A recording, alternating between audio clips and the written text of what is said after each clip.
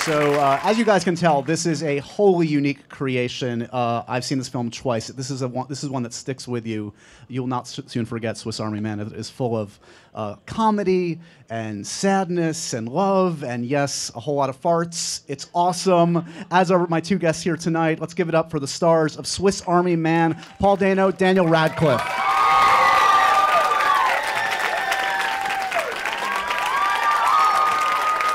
Hey, thank you, guys. Thank you. Thank you very much. Hey, thank you very much.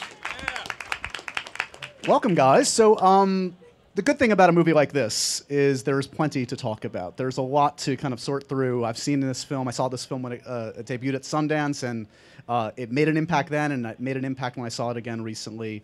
Talk to me a little bit about the importance of originality in selecting a project, because that's the thing that jumps out to me about this one is there's nothing else like it out there. No, I mean, and I feel like that's a thing you hear said about films a lot, but is really not often very true. And there really is nothing else like this film. And I think there's the response from audiences so far, and the response from people that have seen it is a testament to how, like, what a powerful thing originality is. I mean, it's what got us kind of excited to be a part of it.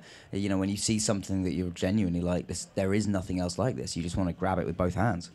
Yeah, the first time I saw the work by these guys called the Daniels, you know, I literally thought, whatever juice they're drinking, I want some, you know? And so when I got this script by them, I was so excited because it's not just sort of the crazy ideas that are in their film. It's like the actual spirit, you know, and you can see it in their videos and short films, and it's in this film. So I think it's super exciting. Give us a little sense of sort of like the mechanics of how something like this happens, because I'm curious in how a script like this reads, and if, like, when it comes across your desk or when you get the file or whatever, if there's a disclaimer attached to it. Like, what did you know about it when you first got the material?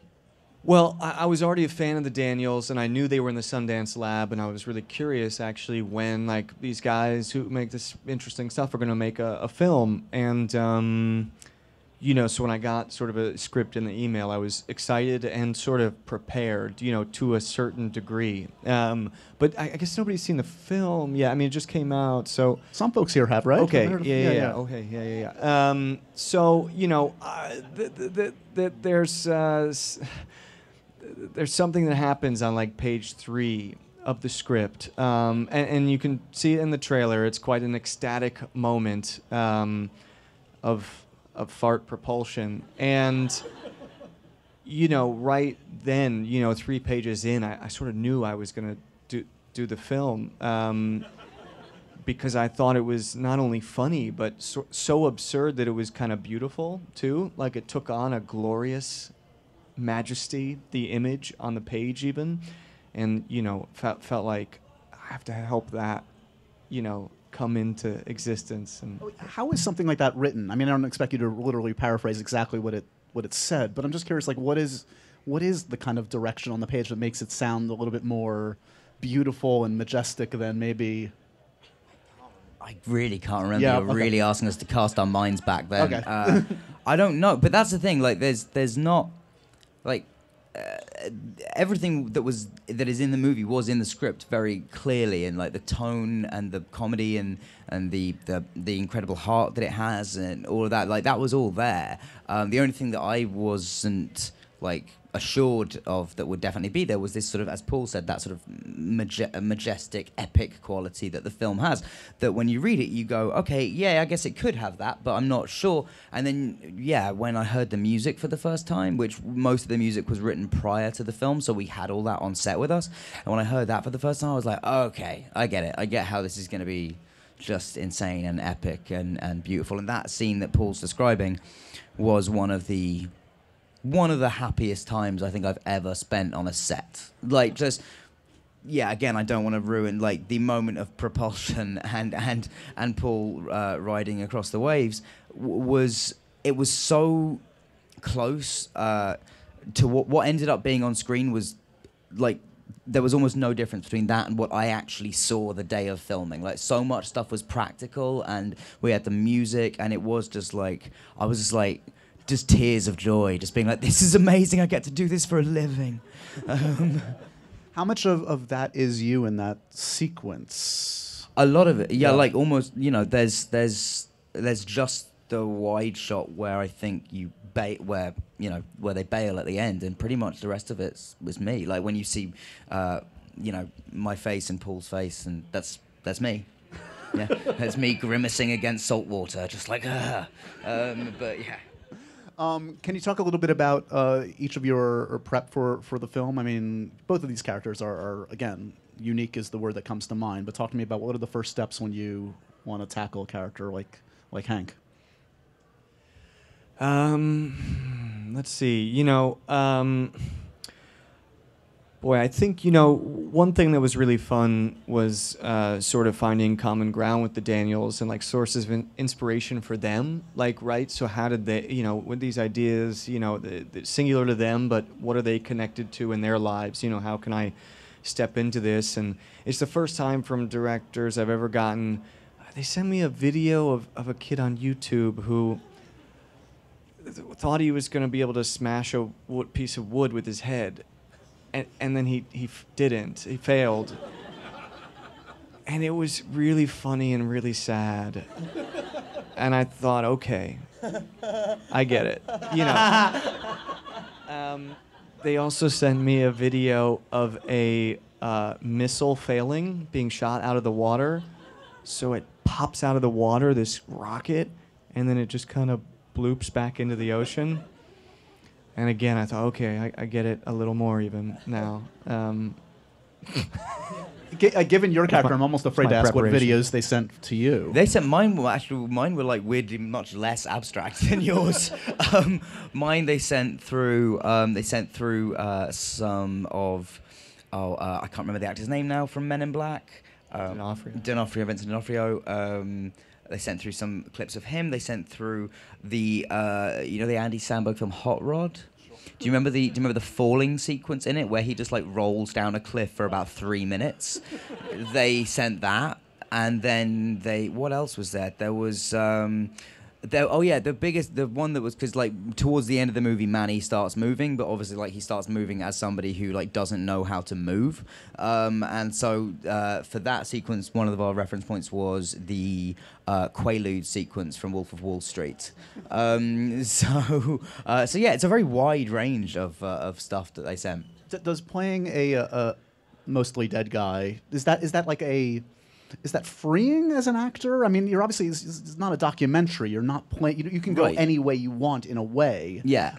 But you are physically limited. You are vocal. You can't be as expressive as the Daniel Radcliffe sitting before us today. No. Did you find that kind of those limitations almost helped guide you in terms of the performance? Yeah, definitely. And also, like, the Daniels had such a clear idea of what they wanted Manny to be at every stage of the film. So, when he obviously he's completely inanimate to begin with, and then he starts talking and starts moving a little bit. He can move his eyes, and then he can move his mouth a bit better, and it's sort of a slow process. So it was really a matter of kind of just throwing out ideas until they liked some, and like I would send them videos of me sort of practicing different sort of voices or different ways of moving around, and just keeping in contact with them about, like, does this work? What's that like? And they would, and because they knew so much what they wanted, that was very freeing for me as an actor, because it meant that I could just start throwing stuff out there, safe in the knowledge that were I to go too far or in a direction that didn't work, they would be there to be like, hey, you're talking a little too well, can you like tone it down a bit, or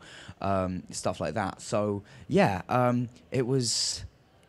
And I'm trying to think of like that was basically my preparation for the film, was like making weird videos and sending them to the Daniels. I mean, so much of this film rests, of course, I mean, this is the cliche to talk about like many films, but the relationship between the two actors, I mean, this relationship in the film has to, I mean, in a way, it's a buddy film, in a way, it's a romance, in a way, it's a lot of things. You guys, as far as I know, weren't, maybe acquaintances, but didn't know each other before this.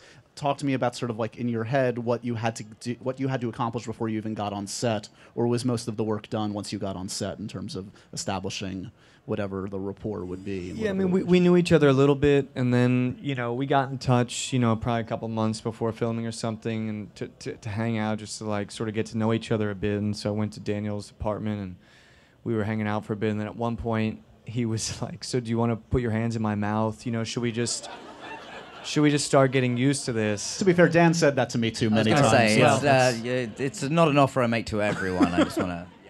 So, you know, you sort of knew he was ready to go and, you know, sort of commit, which is what we needed. But no, you know, it's funny that it's part of our job, and some of that comes through like hanging out. Some of it comes through the writing, though. You enter a scene, and you know, hopefully the writing and the characters support your chemistry, and also having two directors and two lead actors, you know, really like a close collaboration. You know, whether it was hanging out or rehearsing or talking about stuff or actually shooting it. So I think, even though there are some sort of extreme things in the film, some very intimate things in the film, you know, I think it was all good when we did it. It was fun. Talking to me about that, like physical, like contact, the physical intimacy. I mean, a lot of the film you're literally like carrying him or dragging him around. Do you have any do's and don'ts that the best way to carry Daniel Radcliffe is, if any of us encounter He's pretty that? indestructible. I think, and that's the best thing. That's the best thing about carrying Dan around. Don't have to worry too much. Use him as a human shield, just sort of like get in the way. Yeah. Pretty much, yeah. I mean, like Paul was amazing. Like, I would often be like, because it was that thing of I wanted to be in there, but I also felt bad that like I would rather be in the shot and him carrying me, but at the same time you're like, I'm probably really, you know, I'm not a heavy person, but I am still a human being with bones and organs and stuff inside me that has weight. So you know, but he was amazing, and I really don't remember you carrying the dummy at all. It was me the whole time. You ever want to carry him around for old time's sake, just to recapture the magic? We should have done that at the premiere. No, but my girlfriend's really jealous when she watches the film. She's like, you don't carry me around that much. I go, oh, fuck. I'll try to deflate that awkward moment by showing a clip from the film. This is one of those films that honestly, as much as fun as it is to talk about, you have to kind of see it and experience it. So let's look at a couple clips from Swiss Army Man, this first one. We'll talk about it afterwards. Take a look.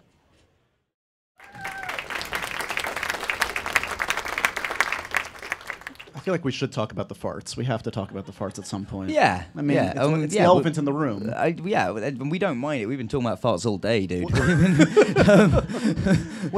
You've just completed a press day. What's the oddest question you've gotten today or in the course of the press tour? Like what my personal relationship to farts is? I suppose because it's very hard to be like, I don't know. What else have we got today? Yeah, I don't know. I mean, I think maybe like a badge of honor is that like you can't, like they can't ask anything more weird than we already had to do. So. Well, I was gonna say, like, I feel like the farting conversation almost obscures the fact that there are a lot of bodily functions throughout the film. There are erections galore. There is water projectile. There's poop. There's a lot of stuff going on here. Yeah, there's a lot. Do you feel like that the farting issue has obscured the real secret? I think it speaks to what a spectacular opening sequence it is. That is what draws like the most attention. But yeah, I mean, I think it was always obviously going to be discussed a lot. But in a way, I think it's kind of cool because people are talking about this movie like it's just anarchic and crazy and weird, but actually like it's got such a beautiful core and it's so heartfelt that I think that's really gonna like sneak up on people and surprise them, which is lovely. We lure them in with farts and then we attack them with heart. Yeah. There's also, correct me if I'm wrong, is there a hydraulic penis at some point that was used? Yeah, it was hilariously, the rig that operated the penis was like, as there were these huge levers that were like looked like they would change signals on a train track. Like it was this guy like off to the side like operating stuff like that, which was hysterical, obviously. Is it true that only one of the two of your farts actually made it into the film in terms of audio? Well, apparently, I mean, I've just heard this doing like press for the film. We were all on set encouraged to donate our farts to the film, but apparently, me and one other person were the only people to actually do it. It's a giant scam just to like, make Paul. Yeah. Everybody was supposed to. Yeah. What Yeah, happened, but Dan? it was. You missed that day of work? What happened? You just No, didn't- I just didn't. Yeah. I just didn't do that. Not through any. I don't have enough confidence in my farts to be comically hilarious. So I don't think that I was going to donate them. Yeah, but the way I have to also say the way Paul did it was awesome because we were doing the scene and it was just before we went for a take, and Paul just suddenly paused and just like reached up for the boom and sort of grabbed it and brought it down. I was like, what's he doing? Oh, right, okay, he's gonna, right, good, awesome. But yeah, I feel like, I don't know, because the Daniels kind of announced on set that like anyone can go to our sound mixer and just like fart and he'll record it. But I don't know if they like have ever discussed that with him, or like were they were just like sending tens of people over to fart by this poor sound mixer. But yeah, no, it's Paul and Matt, our editor, are the two people we know that got them in. Let's take a look at one more clip, and we're going to go to some of your questions in a bit too, which I'm sure will be better than my silly ones. Here's a clip from Swiss Army Man.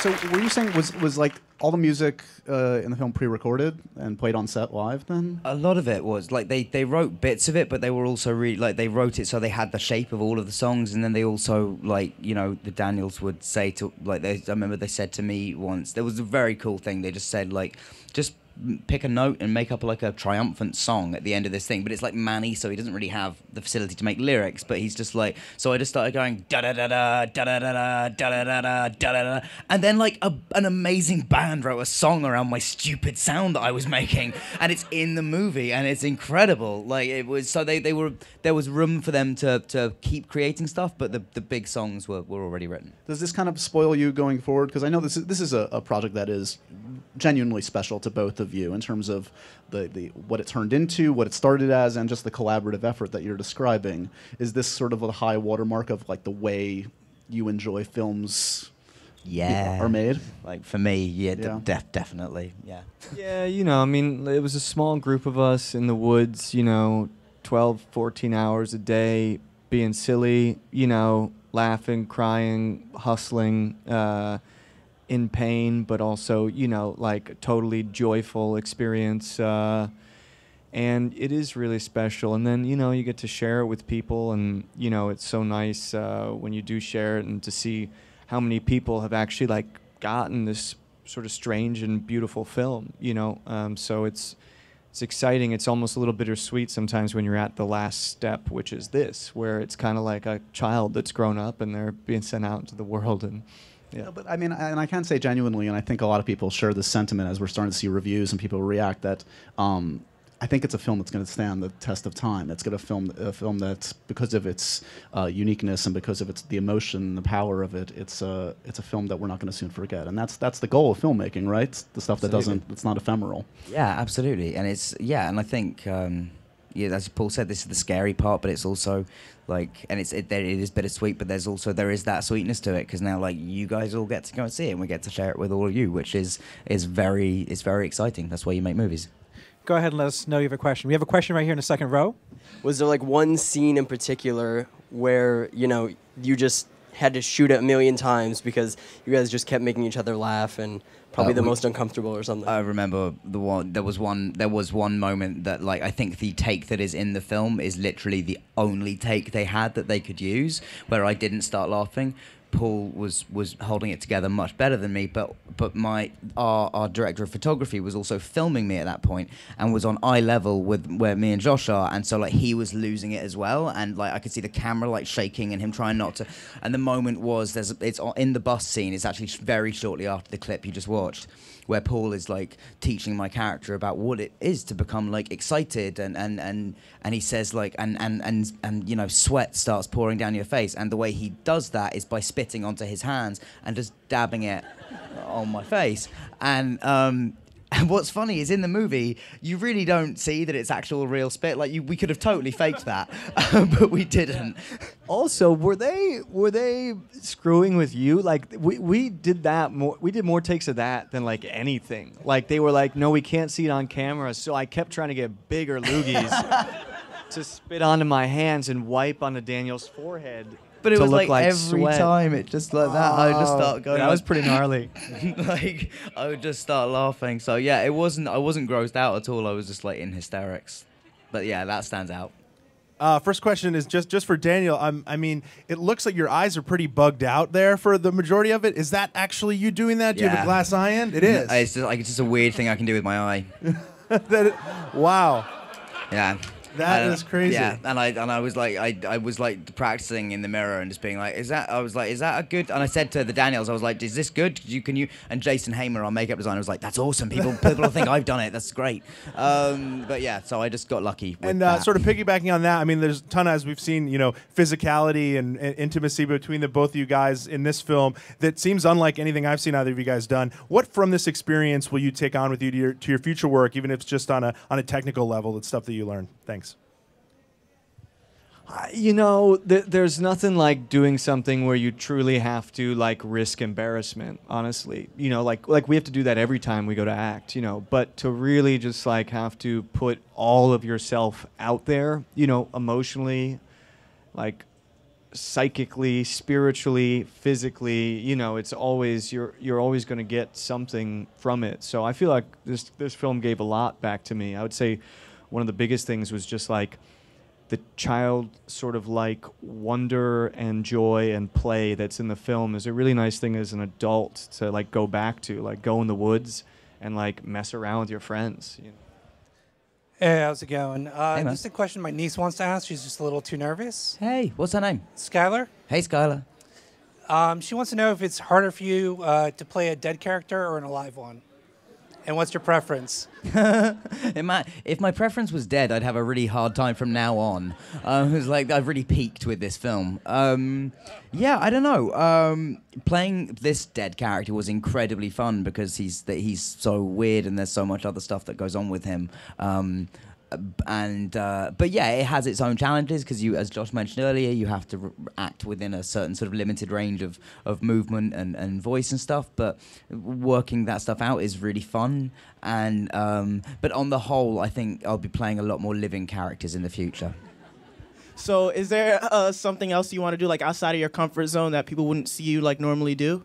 We were talking about this earlier, like the type of genre that like I would love to be in a massive disaster movie, like because that's the kind of Josh knows that's the kind of stuff I watch, like I can't swear, but like a big action movie, like a big action movie, like that kind of thing.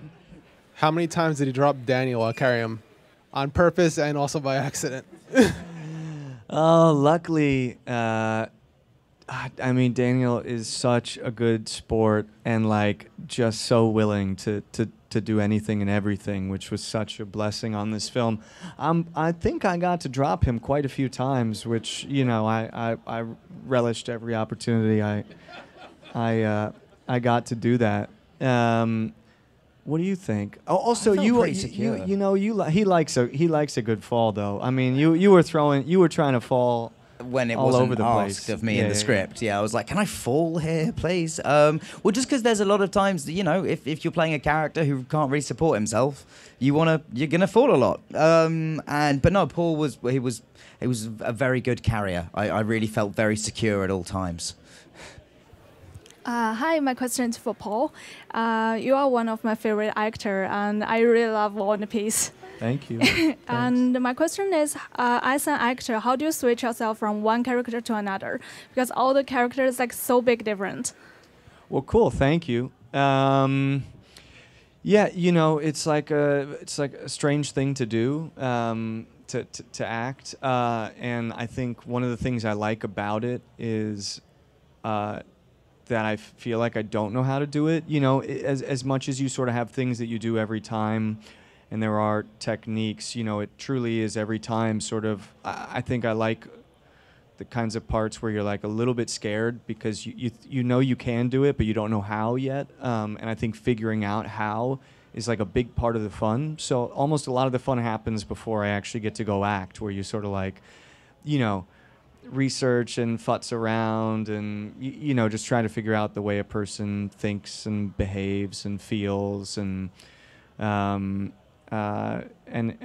it's really fun, and it's a good way to express myself. It's more scary to me to like just like be here and be myself than it is like to put myself through a character. I like that.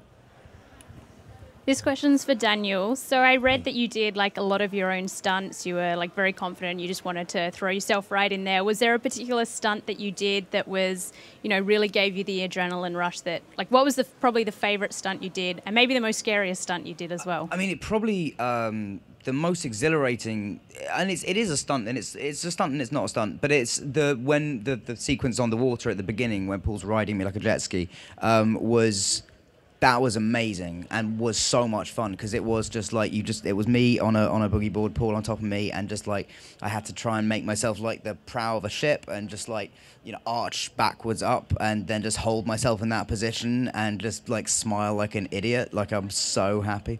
And then the boat pulls you alongside the thing, and so that was awesome. Just because like when else do you get a chance to do that?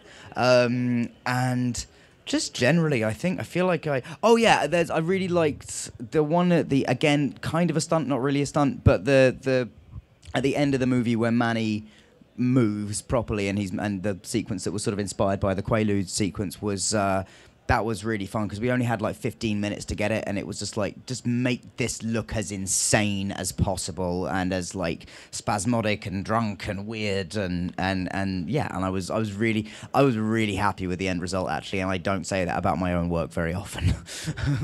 Thank you. Hi.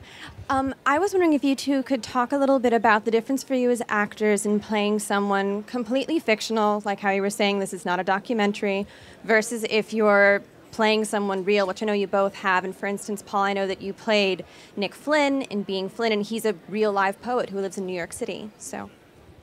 Yeah, great. I mean, you know, I don't know. I found it really fun. You know, one thing about when you're playing somebody who's real is like there's a wealth of usually material that you can immediately go to, you know, which is really fun. So playing somebody fictional, like it's like a little bit more like you're like looking around, like hoping you're gonna find your character somewhere out there, and you're like, okay, I know, you know, he exists somewhere. But I don't know at the end of the day. I mean, I feel like even when you're playing somebody fictional, the truest way to capture somebody's like spirit or soul is, you know, not by like mimicking or copying, but, you know, somehow like, you know, finding what their essence is. And I don't know how you do that. You just kind of, you know, stumble around until you think you found it. So I would describe both as just a lot of stumbling around until you hit something. Yeah, I agree. Yeah, totally. Yeah. Hi, I'm just wondering what kind of music you each are listening to right now and the last concerts you guys went to. I'm obsessed with an album called I Love You, Honey Bear by a guy called Father John Misty. It's like, you like that album too, clearly. It's just like rocking my entire world right now. It's so beautiful and different. And the last concert I went to was a depressingly long time ago, so I'm going to skip that part of the question. I've just been away filming, and so I was kind of mostly listening to stuff for that. And one band I was very happy to re-listen to that I haven't in a long time was Rage Against the Machine. I've just gone on like a month-long Rage renaissance. I was wondering what kind of draws you to a role when you're seeing it either on the screen? Is it someone that you're working with? What kind of draws you to that character or that part? You mean in terms of like why you say yes to a script in the first place? I mean, I think it's a combination of things. It can be any number of a combination of things, from like, as Paul said earlier, like who you're getting to work with, to the part you're getting to play, or like, you know, how original is the script, or is it, even if it's not, you know, different from everything in the world, is it different from something you've done before? Like, I think Paul made a really good point where like that it's assumed that we talk about roles being challenging, and actually challenging can sound like we're saying it in like a negative way, like, oh, it was a challenge, but no, that actually is inherent in that is the fun of our jobs. So yeah, I think you're always looking for something that can just keep you sparking and firing on all cylinders and sort of stimulating you. Good evening, gentlemen. Hi, Daniel. Hi. Hello. My question is for both of you. Right before you guys step onto the set, or right before you're supposed to do a role, where do you grab your inner strengths, like right before you bring it out and give an amazing performance like you just did? What a lovely question. I don't know. I mean, I guess from like your friends around you and the people you love and you know that's my thing. Like in between jobs, my only thing is I just want to spend as much time with the people that I love as physically, humanly possible, and that's what gives me joy, and that's how I am. Although I have to say, like, it's always really fun to do a job as well. It's not like I have to go, okay, I've got to psych myself up for this because this is going to be horrible. Like, I'm always really excited to work on something. But yeah, I hope that answers your question. Yeah, I think sometimes, we all have to give ourselves that, but I we're really lucky. I think sometimes just like the work or the character, gives you that, because you're also, it's a funny thing to say, but you're there on their behalf as well. So sometimes, you actually you do it for them in a strange way, like standing up for a friend or something. Well, thank you all so much for your great questions today. Thank you very much, to guys. Paul Cheers. and Dan. Go check out Swiss Army Men. Spread the good word. This is a small film. It needs your love. And thanks for coming out tonight, guys. Awesome. Desk, or when you get the file or whatever, if there's a disclaimer attached to it, like what did you know about it when you first got the material?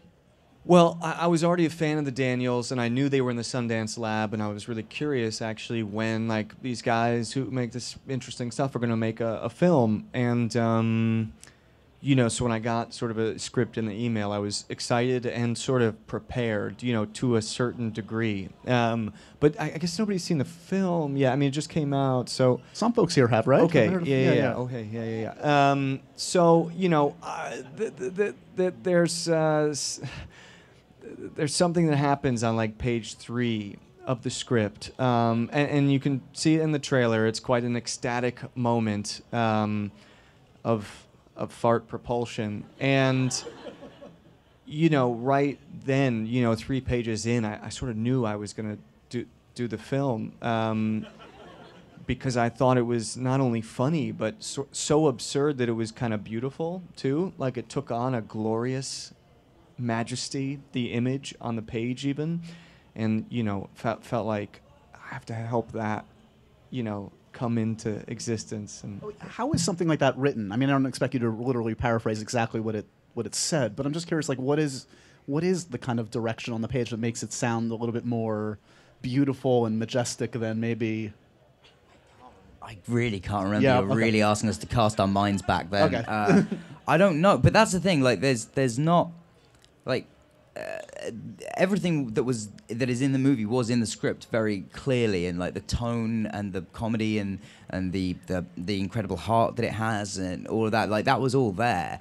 The only thing that I wasn't like assured of that would definitely be there was this sort of, as Paul said, that sort of majestic, epic quality that the film has, that when you read it, you go, okay, yeah, I guess it could have that, but I'm not sure. And then, yeah, when I heard the music... So, as you guys can tell, this is a wholly unique creation. I've seen this film twice. This is one that sticks with you. You'll not soon forget Swiss Army Man. It is full of comedy and sadness and love and, yes, a whole lot of farts. It's awesome. As are my 2 guests here tonight. Let's give it up for the stars of Swiss Army Man, Paul Dano, Daniel Radcliffe.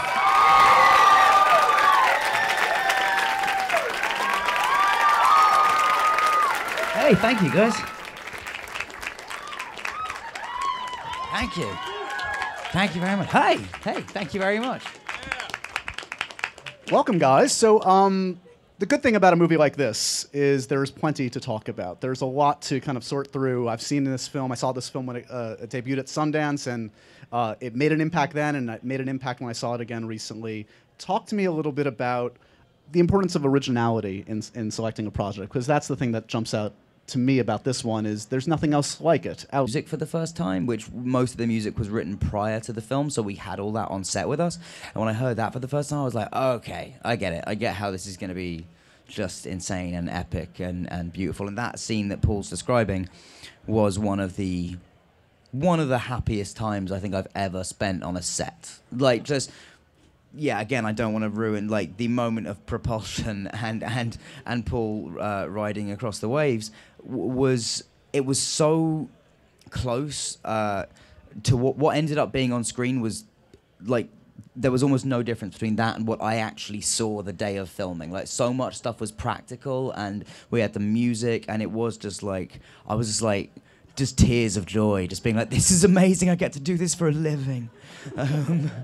How much of that is you in that sequence? A lot of it, yeah. Like, almost, you know, there's just the wide shot where I think where they bail at the end, and pretty much the rest of it there. No, I mean, and I feel like that's a thing you hear said about films a lot, but is really not often very true. And there really is nothing else like this film, and I think there's the response from audiences so far, and the response from people that have seen it is a testament to how, like, what a powerful thing originality is. I mean, it's what got us kind of excited to be a part of it. You know, when you see something that you're genuinely like, there is nothing else like this, you just want to grab it with both hands. Yeah, the first time I saw the work by these guys called the Daniels, you know, I literally thought, whatever juice they're drinking, I want some, you know? And so when I got this script by them, I was so excited because it's not just sort of the crazy ideas that are in their film. It's like the actual spirit, you know, and you can see it in their videos and short films, and it's in this film. So I think it's super exciting. Give us a little sense of sort of like the mechanics of how something like this happens, because I'm curious in how a script like this reads, and if, like, when it comes across your